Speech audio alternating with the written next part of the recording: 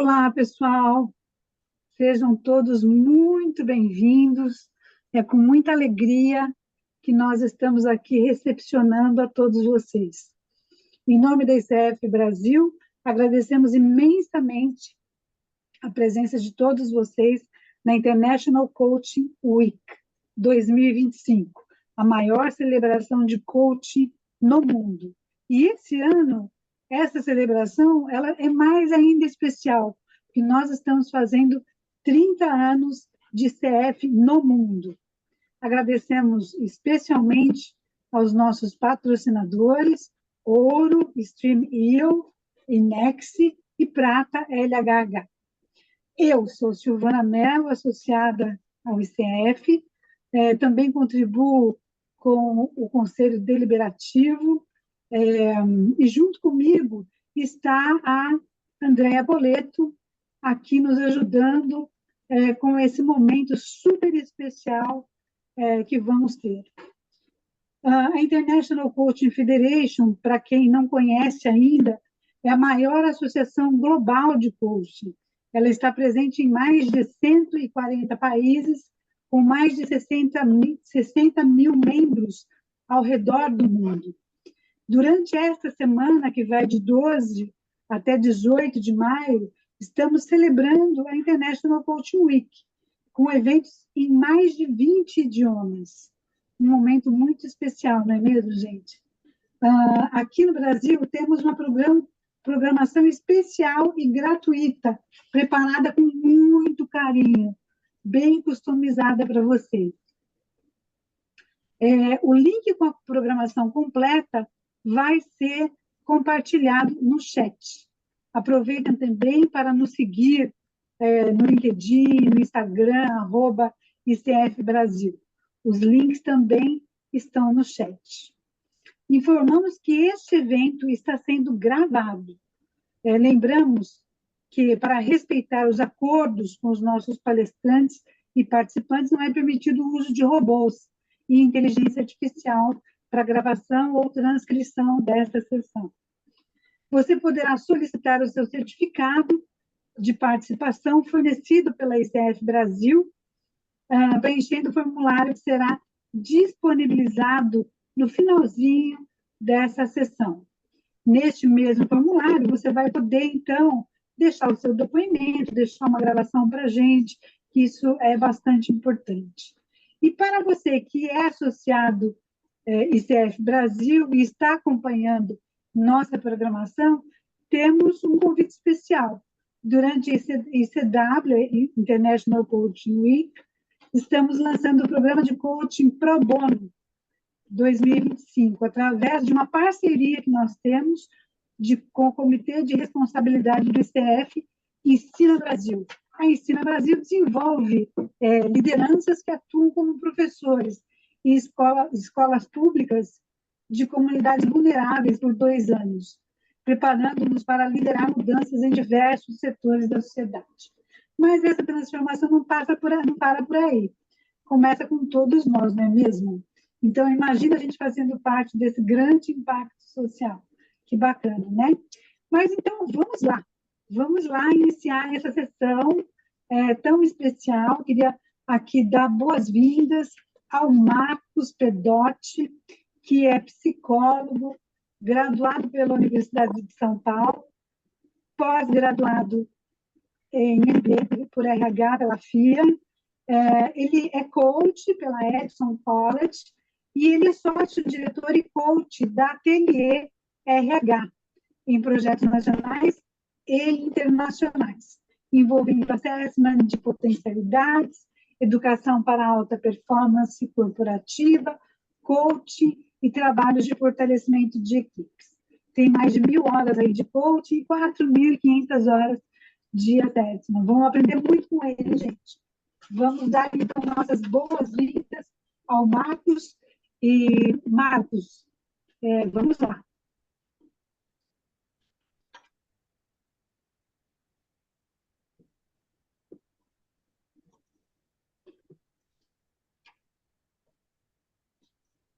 Você está no mudo, Marcos.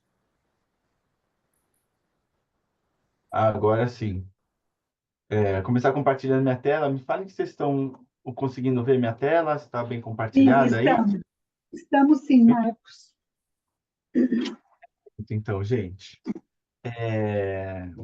bom, eu já fui apresentado, né? Então, eu vou deixar aqui com vocês o meu QR Code, caso vocês queiram se conectar comigo pelo LinkedIn. Sempre muito bem-vindos aí todos os contatos, convites de café, sempre abertos para isso. Então, é interessante eu falar, né, dessa posição hoje de alguém que já tem bastante experiência com assessment, tem bastante experiência com coaching, numa junção disso, de como é que a gente consegue olhar para executivos e coaches para a gente pensar nessa construção de um autoconhecimento, né? Então, obrigado aí pela oportunidade de estar falando, por ter uma casa cheia aí, bastante gente para vir escutar, né, o que a gente tem para falar.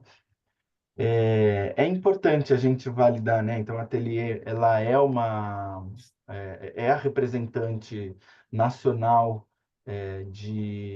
do Hogan aqui no Brasil. Então, a minha ideia não é fazer nenhum tipo de venda da ferramenta para vocês, pelo contrário, só trazer a experiência, mas não tem como a gente desconectar uma coisa da outra, né? Então, em vários momentos da palestra, eu vou estar falando da minha experiência com essa metodologia. Tá? Mas claro que a gente pode generalizar isso para outros tipos de metodologia de assessment, até porque é um tema bem interessante e algumas pessoas ainda têm dúvida, né, de como pode ser trabalhado no coaching de uma maneira não diretiva, de uma maneira com qualidade, né? Então vamos falar sobre esses temas todos. Mas principalmente, eu acho que a gente selecionou esse tema do autoconhecimento porque a gente vê que isso é muito importante no mundo atual. A gente tem começado a bater muito na tecla do autoconhecimento estratégico, né? Porque só o autoconhecimento ele não serve. Eu vou explicar para vocês esse conceito e como é que são os impactos práticos disso. Como que a gente consegue usar os assessments nessa construção desse autoconhecimento estratégico, tá bom? A minha ideia é falar aí em torno de 40 minutos, deixar espaço para a gente fazer perguntas e discussões. Claro, se alguém tiver alguma dúvida, queira me interromper, levantar a mão, fique à vontade, não precisa guardar só lá para o final, mas pode ir pondo também as perguntas aqui no chat, que a gente vai acompanhando, e no final eu vou selecionando, vou agrupando e vou trazendo aí as respostas para vocês, tá bom?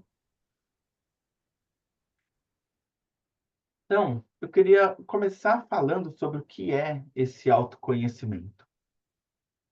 Acho que o primeiro ponto é a gente entender que o autoconhecimento ele vem sendo cada vez mais usado no mundo atual. Todo mundo falando de autoconhecimento, autoconhecimento, autoconhecimento, né? Mas uma das principais frases que são utilizadas para falar sobre autoconhecimento é essa de Sócrates: conhece-te a ti mesmo. Imagino que a maior parte de vocês já deva ter escutado sobre ela. Mas a parte curiosa é que todas as vezes que eu escutei falar sobre ela, ninguém entendeu o que Sócrates queria dizer. Porque eu acho que numa leitura mais superficial, as pessoas imaginam que conhece-te a ti mesmo é porque conhecer a si mesmo é importante. E, na verdade, toda a filosofia de Sócrates, se vocês forem lembrar do só sei que nada sei, né? Tem a ver com o conhecer a si mesmo enquanto uma possibilidade de desconstrução do conhecimento e do autoconhecimento. De você entender que o sábio é aquela pessoa que conhece, que duvida de tudo e que não parte de premissas de conhecimentos sólidos, né? Fixados, e consegue, de fato, ir questionando as coisas. E eu acho que essa definição de autoconhecimento, ela para a gente começa a ser mais interessante do que uma definição de autoconhecimento rígido e fixo. Tá? Então, eu acho que esse é o primeiro ponto que eu queria trazer para vocês, porque quando vocês vão pensar sobre autoconhecimento, existem alguns mitos aí no mercado. E o primeiro deles é como o autoconhecimento enquanto um destino. Talvez vocês já devam ter escutado executivos, pelo menos eu já escutei muitos deles falarem: ah, eu me conheço muito bem, né? Vou fazer um coach, mas assim, eu já fiz outros processos, já fiz terapia ao longo da minha vida, então já me conheço muito bem.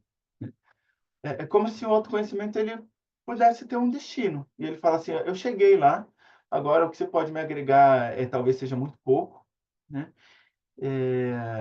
Então vamos ver o que você consegue trazer. E talvez essa pessoa já esteja se fechando para a jornada que é esse autoconhecimento. O autoconhecimento ele é algo que a gente vai construindo, revisitando, reconstruindo ao longo da nossa vida toda. Ela nunca para. E uma pessoa que às vezes tem a coragem de falar, eu me conheço muito bem, existe o grande risco dela já ter parado no tempo, né? E ela está se perdendo. Pode ser que em algum momento ela se conhecesse bem mesmo, mas as coisas mudam, né? Tudo muda. O segundo mito é que eu consigo me conhecer plenamente. Então, tá bom, eu posso talvez ter pessoas que tenham um maior autoconhecimento, autopercepção, mas se não é um destino, eu não consigo chegar lá, né? Isso vai trazer para a gente essa dimensão mutável de que é o que é o nosso nos conhecer. Eu posso me olhar por diferentes prismas, e é isso um pouco que a gente faz dentro da nossa prática, né? A gente convida o nosso coach a sentar em novas cadeiras, a pensar sobre si mesmo, por perspectivas diferentes, e muitas vezes é dali onde a gente tira grandes insights para eles. Então, o conhecer-se plenamente é impossível, porque é impossível sentar em todas as cadeiras que estão ao meu redor, e mais do que isso, né, eu preciso de um olhar sobre mim mesmo, que muitas vezes muda historicamente, né? Talvez trazendo um exemplo, já tive muitos executivos que falaram, os tempos estão mudando, eu preciso me adequar à minha fala em relação à diversidade, né? O quanto que essa fala pode estar sendo agressiva, o quanto que ela pode estar sendo ofensiva para determinados grupos, né? Esse é o tipo de autoconhecimento que há 15 anos atrás, 20 anos atrás, poucos executivos traziam. Isso tem sido cada vez mais frequente. Por quê? Porque a gente tem um momento histórico que tem permitido a pessoa se sentar, né, colocar esse óculos e se conhecer a partir dele. Tá? Então, sempre o autoconhecimento vai estar mudando. A vida vai estar mudando e a gente precisa mudar junto. Os executivos precisam mudar junto, né? Então, é legal a gente pensar que esse autoconhecimento, ele também vai vir do externo, do social, né? Não só de dentro da pessoa. O que nos leva a esse terceiro ponto, né? De que as pessoas falam, o autoconhecimento é só olhar para dentro. Não é bem verdade. É eu olhar para fora também. É eu olhar para os outros, eu me comparar e eu falar, putz, talvez eu não seja tão bom comunicador quanto eu achava quando eu vejo alguma pessoa que me inspira. E falo, putz, aqui eu tenho possibilidade de crescimento, né? E isso traz o valor, né, de muitas vezes uma avaliação 360, de buscar mentores, né? Para a gente parar para pensar, tá bom? Então, não basta só olhar para dentro. E mais do que só o olhar para dentro, é o como olhar para dentro também é muito importante. Tá? Eu costumo falar que na aprendizagem, a principal característica que deve estar presente é a curiosidade. Eu acho que esse é um problema que a gente tem muitas vezes do excesso de simplicidade. É importante a gente apresentar para os outros as coisas de uma maneira simples que eles podem apresentar, que eles podem entender. Mas o excesso de simplicidade traz uma simplificação do complexo que às vezes não ajuda. E isso vale para a gente também. A gente tem que estar sempre curioso para buscar novas perspectivas. Se o coaching não sentar nesse lugar de curiosidade, o coaching ele fica limitado. O autoconhecimento ele fica limitado. Então a gente precisa inspirar que ele olhe para dentro, mas de determinadas maneiras curiosas, abertas ao novo, a pensar e se? Pode ser que não seja verdade aquele feedback que eu estou recebendo, alguma coisa que alguém está falando para mim, ou uma percepção que eu tenha, mas e se for diferente? Então, isso é muito importante durante o processo de autoconhecimento. Tá? E, por fim, o mito de que se conhecer é bom, se conhecer é legal, vai ser prazeroso. Não, gente. Quem de fato já mergulhou numa jornada interna sabe que não necessariamente é verdade. É importante, é rico, é legal, mas pode ser muito dolorido. envolve a aceitação de pontos que a gente às vezes não gosta, que a gente não quer ver, né? Isso também tira um pouco daquela ideia de que necessariamente o processo de coaching, a pessoa vai sair da sessão sempre empolgada, né? E se ela não sair empolgada, não foi boa a sessão, não. Pode ter sido muito transformadora, mas às vezes a pessoa vai precisar de tempo para elaborar aquilo tudo, tá? Então, não necessariamente o nosso objetivo é o prazer, é 100% da satisfação, né? Inclusive, se a gente vai pensar lá na competência número 7, né? De que a gente tem que evocar autoconsciência, é disso aqui que a gente está falando. Como é que a gente consegue fazer isso? E para já amarrar um pouco aqui com o nosso ponto, né? Do autoconhecimento estratégico e dos assessments, como é que a gente usa o assessment a serviço de tudo isso? Tá? E como que a gente usa, como é que pessoas usam o assessment totalmente de forma contrária a tudo isso que a gente está falando até agora. Tudo bem? Então, o assessment, ele não é a única forma de construir autoconhecimento, obviamente, né? Então, não queremos bater nessa tecla. Você tem muitos caminhos onde eu posso ir olhando, a pessoa olhar para dentro, perceber as suas emoções, o que as emoções querem dizer para ela, sobre valores, sobre as atitudes, tudo isso são técnicas válidas para a gente.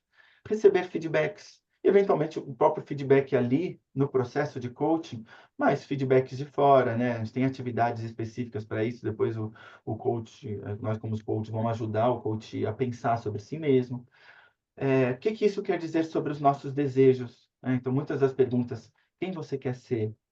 O que você quer a partir disso? A gente está falando diretamente dos nossos desejos, que são muito difíceis de serem compreendidos às vezes. Eles são inconscientes, né? Eles estão mais lá no fundo, eles estão por trás de algumas falas, algumas colocações, tá? Então, a gente ajudar o coach a refletir sobre isso traz, sim, autoconhecimento. Comparação com os outros, né? Às vezes a gente olha a comparação com os outros enquanto só competitividade, né? Mas eu me conheço a partir do que eu olho para o outro, né? Técnicas como três mentores, né? Como eu pensar como outras pessoas agiriam nesse lugar, pessoas que têm boa performance, o que elas fariam. São todas técnicas de comparação e a partir disso eu consigo ver e ter algum tipo de parâmetro, régua de como é que eu poderia agir. Tá? Os resultados da minha ação também trazem muito autoconhecimento, né? Costumo falar, sei lá, numa comunicação. Eu fiz uma comunicação, mas a comunicação foi efetiva? A partir disso eu consigo ver se eu, peraí, consegui transmitir essa mensagem, por que não? Bom, a comunicação foi efetiva, ela gerou transformação, mas eu gerei conexão com a pessoa. Putz, será que eu poderia ter feito isso de uma melhor maneira? Então, a partir dos resultados das minhas ações, eu consigo ir me conhecendo mais, saber por que está acontecendo, por que eu não estou chegando onde eu gostaria, tá? Isso também gera autoconhecimento. Reflexões sobre contradições, eventuais contradições que nós temos dentro de nós mesmos, né? O coach tem dentro de si. Eu sou uma pessoa que eu quero trazer muito resultado, mas eu estou cansado. Eu não consigo mais dar a mesma energia que eu tinha antigamente, né? É uma contradição. E aí, como é que a gente fecha isso? Como é que a gente pensa alguma forma de superar essa dificuldade? E contradições eventualmente externas, né? De cobranças que estão sendo feitas com a gente, né? Ó, eu estou sendo cobrado de trazer esses resultados, mas ao mesmo tempo eu estou sendo cobrado de trazer aqueles outros que não vai fechar, né? Melhorar a venda e ter contato com todos os clientes. É possível fazer isso? E a partir dessa contradição eu vou ter que tentar achar uma solução diferente. Isso também é lugar para autoconhecimento, porque isso vai passar necessariamente por o que você quer, que tipo de profissional você quer ser, tá? E muitas vezes a gente mergulhando nessas características que a gente não gosta, tá? E para isso tudo, os assessments eles podem servir sim como base de reflexão, tá? Então, a gente está construindo esse autoconhecimento, mas olha quanta coisa que a gente vai olhar. E muitas vezes a gente tem 12 sessões para fazer isso. E daí começa a ser onde a gente tem de fato problema, tá? Cada vez mais numa sociedade da internet, da informática, né? Agora, com a inteligência artificial, a gente consegue ter mais acesso ao conhecimento, ou à informação, como vocês quiserem chamar, né? Porque às vezes as coisas não vêm estruturadas, mas eles estão lá disponíveis, né? E eu acredito muito que o nosso papel como coaches hoje em dia, ele está sendo menos o que a pessoa precisa buscar enquanto algo de longo prazo, mas algo de o que você quer buscar, o que de fato vai fazer a diferença para você. Ou seja, a gente precisa começar a direcionar as pessoas para aquilo que vai ser mais relevante para ela, porque a tendência dela se perder nesse mar de conhecimento é grande. E o autoconhecimento, ele é uma parte importante desse conhecimento. Mas eu tenho autoconhecimento sobre muitos temas, né? Eu sou Marcos, casado, pai da Aurora. Então, eu tenho autoconhecimento também, como que eu posso ser o melhor pai para minha filha? Como eu posso ser um melhor marido? Mas, dependendo da minha pergunta de coach, eu preciso ser estratégico nesse autoconhecimento, porque talvez isso não vai ser o que vai me ajudar nesse meu próximo passo como executivo, como profissional. Então, é disso que a gente está falando enquanto autoconhecimento estratégico. Como que eu ajudo o meu coaching a focar naquilo que é mais importante para ele atingir os objetivos dele? Então, não estou falando nada de algo de outro mundo, eu só estou trazendo algo que a gente já vem falando há muito tempo, né? O coaching enquanto como direcionar os objetivos, focar a nossa sessão, coisas que estão, de fato, aí nas competências do SF, há muitos anos, né? Até antes da revisão das competências aí. Tudo bem? Então, esse autoconhecimento estratégico, aí sim, ele pode ser construído de diversas maneiras, né? A gente já tem diversas técnicas que focam em competências. Quais são as competências que vão ser mais importantes para você? Que habilidades você quer desenvolver para se tornar esse profissional, né? Que tipo de olhar para dentro vai ser importante? Quanto você tem essas competências, não tem? E às vezes não é ter ou não ter, mas o como você tem, né? Eu sou uma pessoa que se comunica, mas como você se comunica? E como é que você gostaria de se comunicar?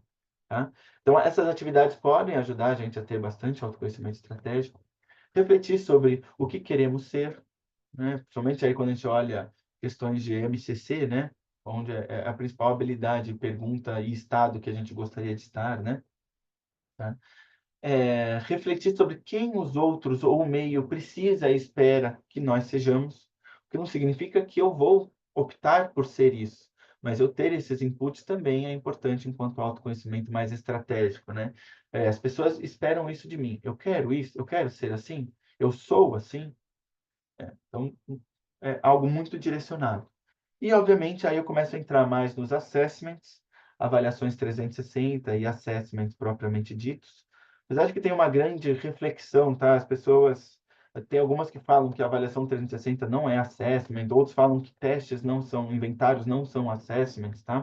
Isso depende muito da definição que vocês têm, do que é um assessment ou não. Mas uma definição mais macro, tudo seria. Por quê? O assessment seria informações relevantes para eu tomar uma decisão. Isso não necessariamente está focado somente em pessoas.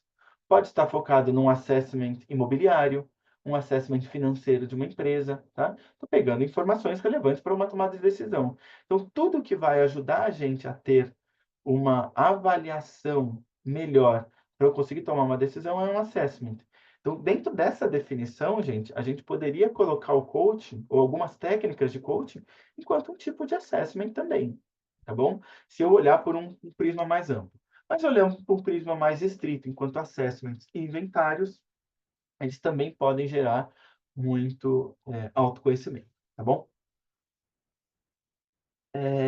Então, esse assessment, o que ele pode agregar para a gente dentro de um processo de coaching? Ele pode ser um feedback mais objetivo. Então, em muitos momentos, né, a não diretividade, ela precisa ser colocada em uma pausa, porque a gente precisa dessa estratégia. A gente precisa de algum tipo de direcionamento, né? Então, em momentos que a gente pede licença para o nosso coach para trazer um feedback, para trazer uma observação, né? A gente põe um pouco dessa diretividade em suspenso, faz o processo e depois a gente volta a abrir. Depois a gente fala, e aí, isso faz sentido para você? Não é uma verdade que eu estou trazendo para você, é uma observação. E o que você quer fazer com essa observação, tá bom? Então, o assessment, ele pode ser essa observação, esse momento de observação mais objetivo. Ele tem validação estatística, ele tem qualidade, traz esse norte, tá? Mais do que isso, o assessment, ele pode servir como uma parceria entre coach e coachee, porque não é o coach se colocando numa situação em que ele está falando o que ele está percebendo. É um terceiro, é um assessment trazendo um input e você pode se colocar num lugar de pensar com ele sobre aqueles resultados, tá? E daí ele vai, a partir dessa posição, se a gente conseguir se colocar nela, vai poder facilitar perguntas relevantes, reflexões importantes para o nosso coaching, tá? E lembrar que, apesar dele parecer ser diretivo, ele não é. Ele vai sempre ser probabilístico, estatístico. É uma tendência do Marcos executivo ser percebido dessa e dessa maneira, o que não significa que necessariamente ele vai ser percebido, né? O Rugger, ele tem uma definição, algumas pesquisas muito interessantes, que ele fala até, inclusive, sobre reputação. Então, pessoas que são percebidas dessas e dessas e dessas formas, tendem a ser percebidas dessas e dessas e dessas maneiras. O que não significa que eu avaliando o Marcos, eu avaliando o Roberto, eles vão ser percebidos exatamente dessa maneira que o assessment está sendo descrito. Então, essa mudança de chave é importante, porque não é um estigma, é uma probabilidade.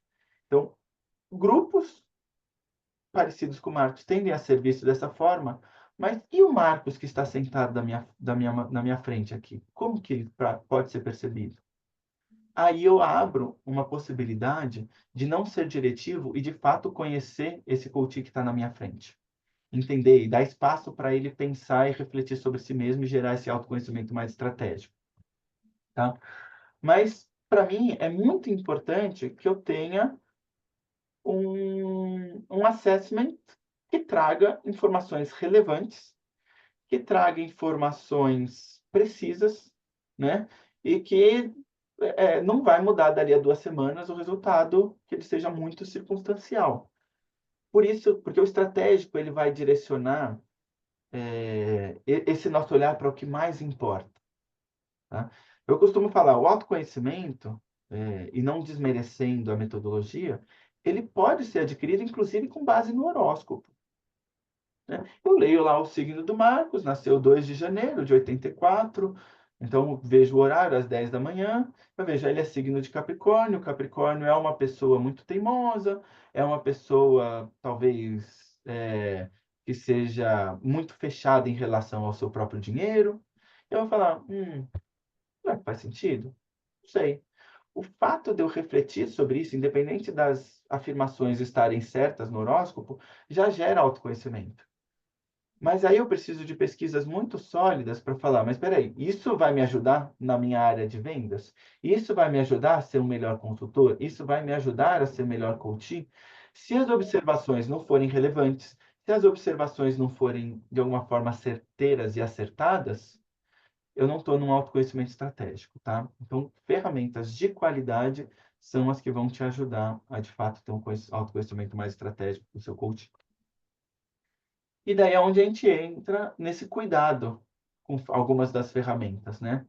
Eu costumo falar que hoje as ferramentas elas atuam como uma grande ferramenta de testagem de vacina em massa, né? Por quê?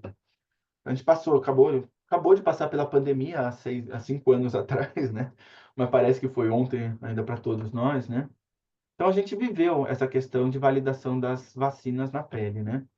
E ninguém nas empresas foi louco o suficiente de falar, ó, me dá essas vacinas aí, Butantan, que vocês estão fazendo, eu vou aplicar em todos os meus executivos e ver se algum morre, se tem algum efeito adverso.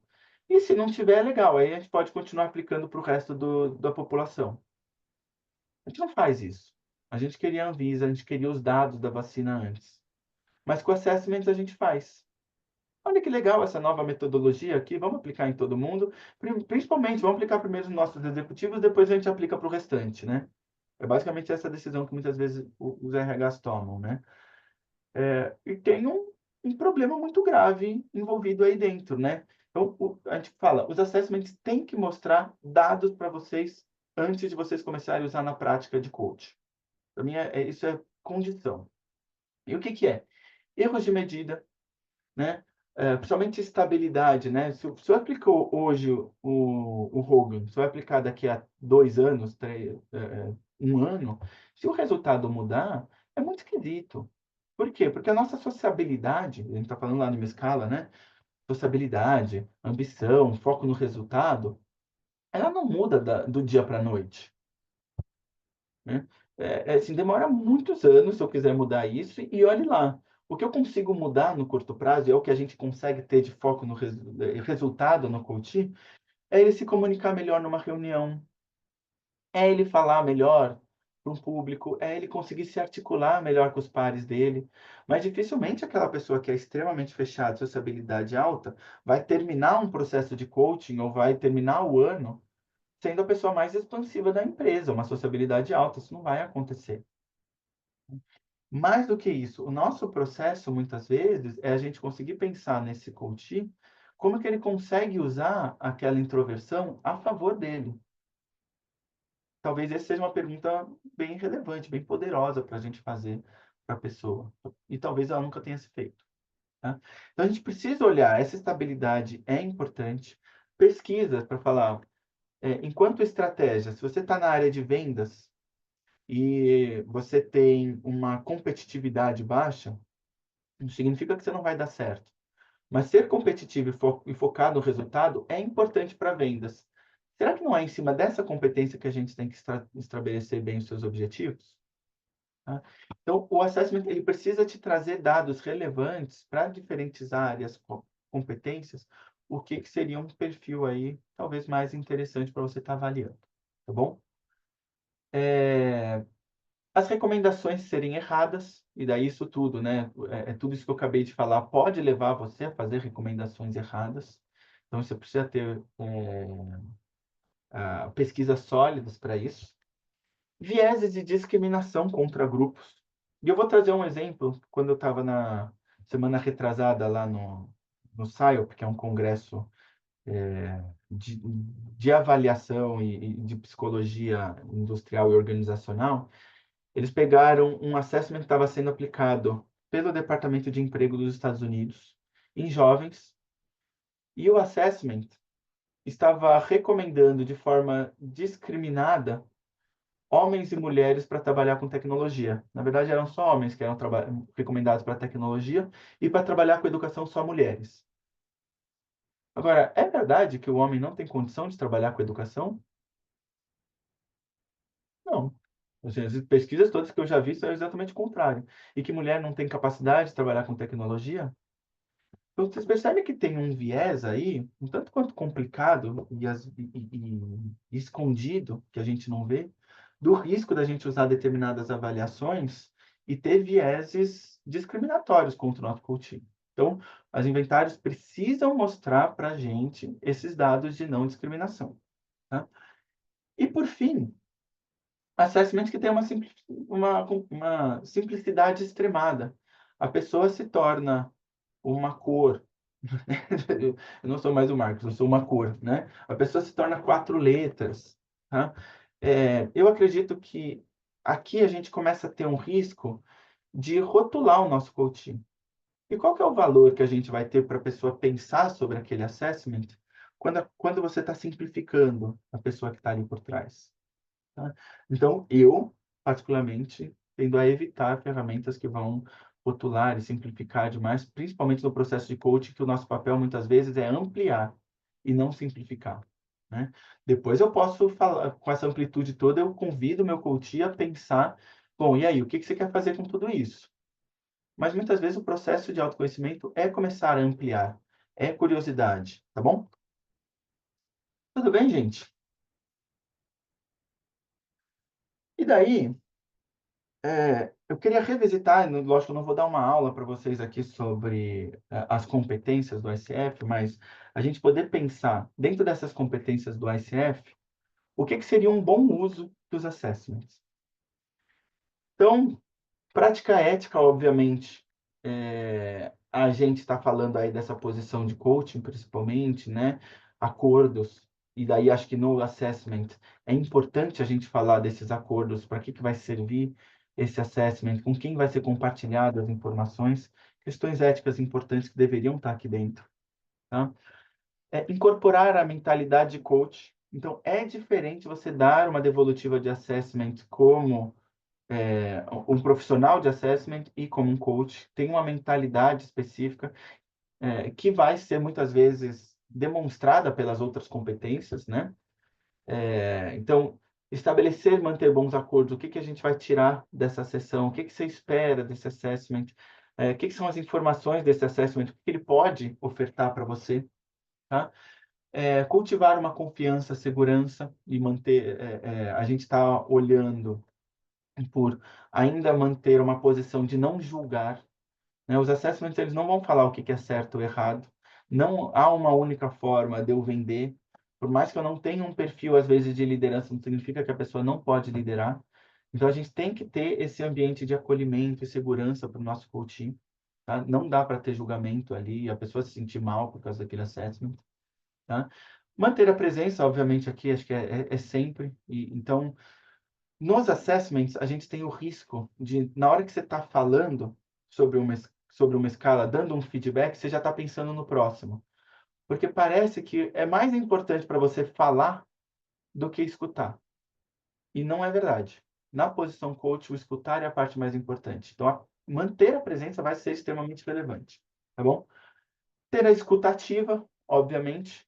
Então, a gente precisa também aprender a fazer boas perguntas em cima daquela metodologia. O assessment vai ser igual uma ferramenta que vocês, a qualquer outra ferramenta que vocês selecionaram para usar dentro de uma sessão. Precisa ter perguntas poderosas ali dentro, tá? Então, a escutativa vai ser relevante, tá? E sempre ir evocando conscientização. O seu papel não é, a gente brinca de, não é empurrar a goela abaixo o autoconhecimento ou o conhecimento que você tem sobre a pessoa. É a pessoa se conscientizar, tá bom? E daí, dessa maneira, eu vou estar conseguindo facilitar o crescimento do meu cliente, né?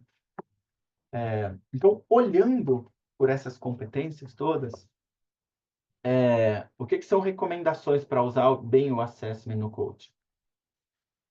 Primeiro, não trata como uma bola de cristal. Pessoas às vezes vêm buscar o assessment como se fosse para ter superpoderes. Eu vou fazer isso porque eu vou conhecer toda a minha liderança. É legal, é uma forma de mapeamento, mas ele não é uma bola de cristal, ele não é infalível, né? Ele não é determinista de sucesso. Então, esse é o primeiro ponto que a gente precisa ter muito claro. Segundo ponto a gente precisa aprender a fazer boas perguntas. Você precisa estar familiarizado, ter uma boa certificação naquela metodologia, para você conseguir fazer as melhores perguntas mesmo. O que isso pode dizer? O que pessoas com aquele perfil tendem a ser vistas? E aí, com essa fala, o que isso te parece? O que você pensa? O que disso tudo se aplica para você? Como que você vê isso aplicando? Me traz um exemplo, ajuda a pessoa a pensar, refletir, tá bom? Então, essas perguntas exploratórias vão ser cruciais para a gente fazer um assessment de boa reflexão e focado nos objetivos da pessoa, né? Porque o assessment você pode olhar por diversos prismas. Mas eu tenho um objetivo no coaching, muitas vezes eu tenho um objetivo na própria sessão, né? Então, aquele assessment ele também precisa estar servindo esses dois objetivos. Convide para curiosidade. Eu costumo abrir qualquer sessão de devolutiva de assessment para a pessoa falar assim, o que você pode vir aqui querer escutar uma sentença, você pode pensar comigo junto, explorar, mesmo se aquele assessment não estiver 100% certo, mas antes da gente negar algum fator, o que de repente aquilo pode agregar para você? Em que sentido ou situações que aquilo pode estar impactando de fato a sua performance, está te impedindo de chegar num determinado objetivo? tá bom? Então, essa curiosidade, imaginação é muito importante. E daí, todas as técnicas de imaginação aqui também cabem para vocês fazerem conjugadas, tá bom? Traga dados sobre assessment, obviamente a gente está falando da questão ética, né? Mas principalmente o trazer dados, porque o seu papel é até menos falar, mas dar condição para a pessoa pensar sobre aquilo. E se a pessoa entende o que que é aquele assessment, como é que ele funciona, o que que é cada uma daquelas escalas, ela também pode pensar por si mesma. Então, é importantíssimo você estar muito confortável com o assessment que você está usando no processo, tá? Obviamente, peça licença para fazer qualquer tipo de observação, principalmente quando são coisas que vêm mais suas. E às vezes você pode falar, ó, posso pedir licença para te trazer um feedback? Quando você trouxe uma determinada fala, naquele outro exercício que a gente fez, eu talvez tenha tido alguma percepção nessa linha. Não sei se faz sentido, pode ter sido só uma percepção, posso estar muito errado, mas como que mas isso faz sentido para você, né? E daí convido o coach a voltar para a posição dele de coach e refletir, tá bom? Vai relacionando esse assessment com o contexto do coach, com os objetivos, com o que ele já te disse, vai pedindo para ele trazer mais contexto. E lembra que o mais importante, principalmente no processo de coach, são as reflexões que ele tem, menos do que você está falando, tá bom? O que que ele quer fazer com aquilo tudo, o que que ele está extraindo, né? Porque às vezes eu já vi processos de assessment que a gente fala lá 1 hora e a pessoa fala, disso tudo que você extraiu, isso aqui, um ponto, né? Se esse ponto for superficial, eu estou com um problema. Se esse ponto for extremamente relevante para aquela pessoa, pode ser que aquilo tenha sido extremamente válido, né? Então, eu não vou julgar o quanto que a pessoa aproveitou daquilo, colocar numa balança, o quanto que ela teve mais de autoconhecimento, mas o quanto que aquilo é relevante e estratégico para ela. Tudo bem? Então, eu já estou bem em cima da hora. Então, mas eu vou compartilhar um dos casos que eu trouxe aqui para vocês, para dar tempo também de vocês trazerem as perguntas que vocês gostariam de fazer, né? Não sei se alguém tem perguntas específicas, mas é um caso de definição de metas. Então, eu não gosto muito daqueles casos que são extremamente pontuais, casos de sucesso, mas que você vai ter aquele sucesso uma vez na vida, né? E nunca mais vai ter. Eu gosto de casos reais. Então, um dos lugares onde a gente mais usa o assessment é, de fato, numa definição de objetivos.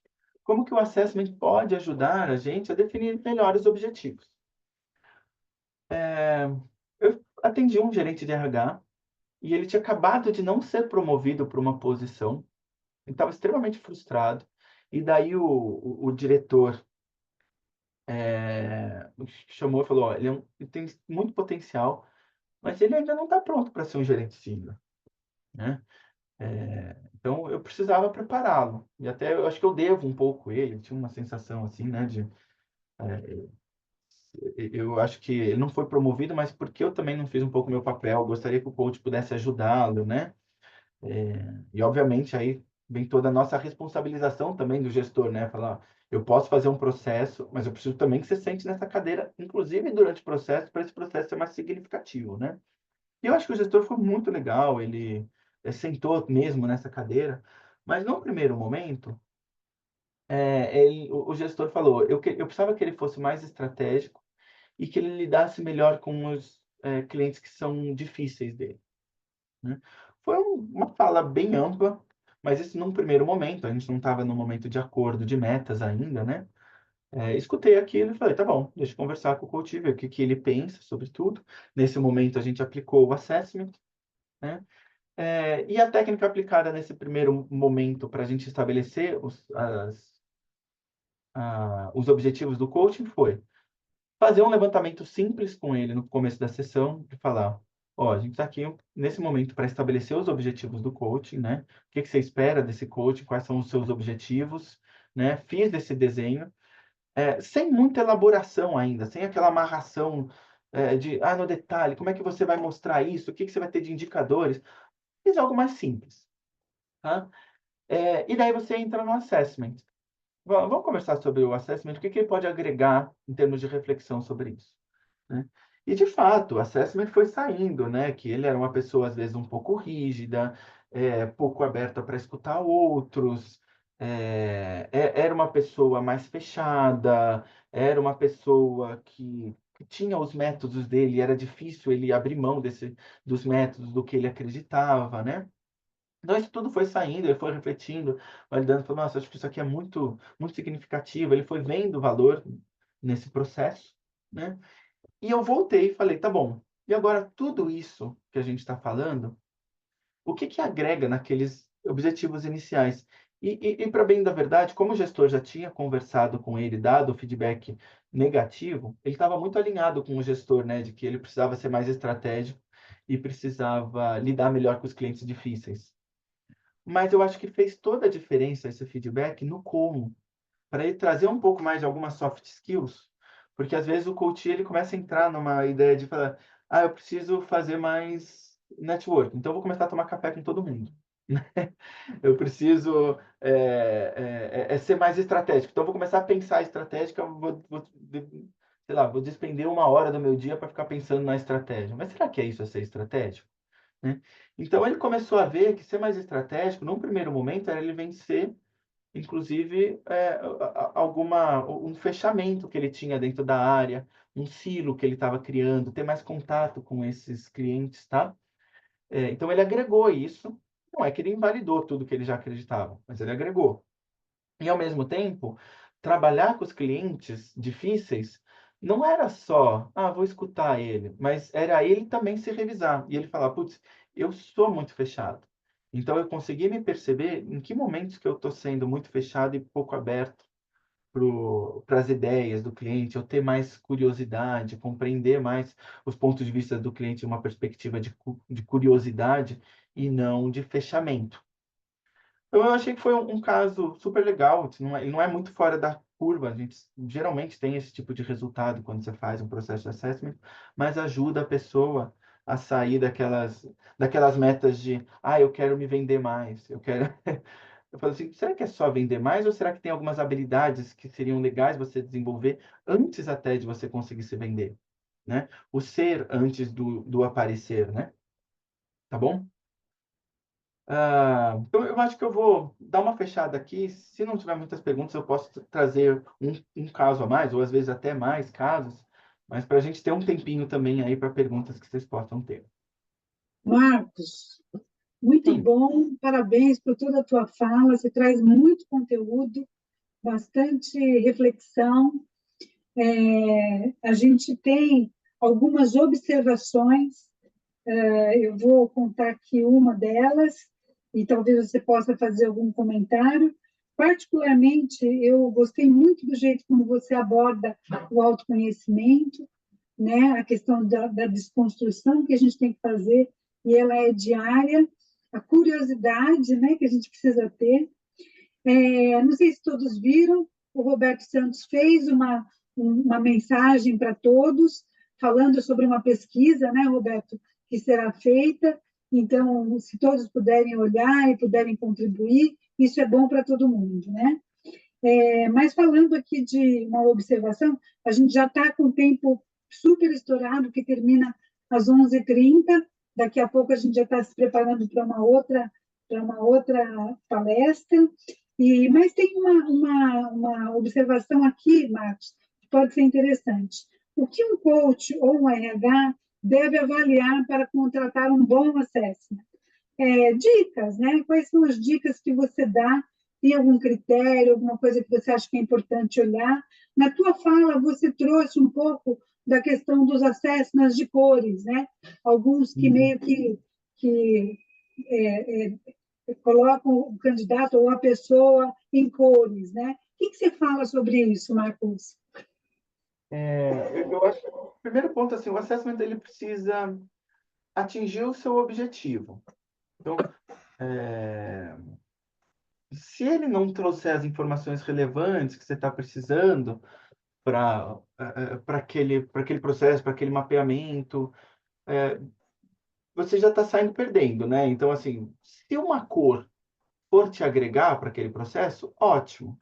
É que é mais difícil, uma coisa que é muito simples, conseguir te agregar um valor para vários lugares, né? Talvez para uma integração de equipe, eu conhecer que o outro tem uma diferença de...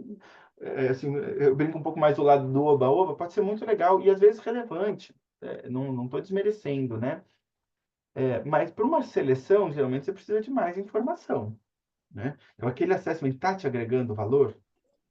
E daí depois, a questão da estabilidade, né? Você não toma decisão para daqui a 6 meses demitir uma pessoa, né? Você não estrutura um processo de coaching para daqui a 6 meses ter todas as informações que você baseou o processo de coaching mudou, né? Então, de certa maneira, eu acho que essa estabilidade é importante. E todas essas pesquisas, né? De solidez, né? De fato, uma pessoa com esse perfil tende a ser mais estratégico, tende a ter perfil de liderança, até para eu poder embasar minha devolutiva. Ó, talvez a sua principal dificuldade de não ser líder é que você não consegue ter assertividade na sua fala. E as pessoas não geram confiança como líder. Então, às vezes, esse tipo de feedback ele vai ser importante. E ele parte de pesquisas sólidas. Tá bom? Mas tem o lado de não discriminação também, acho que é muito importante. Perfeito. Eu sou coach também, sou PCC, e admiro muito o Hogan. Acho que é uma ferramenta muito importante, muito útil para os líderes, para os coaches. Eu recomendo. Muito bom, Obrigado. gente. Estamos aí, Marcos. A gente quer agradecer imensamente a tua participação. Roberto também. Vamos iniciando aqui o encerramento. E fazendo algumas considerações finais. Nós postamos aí o formulário de avaliação do evento, tem um link aí no chat para vocês.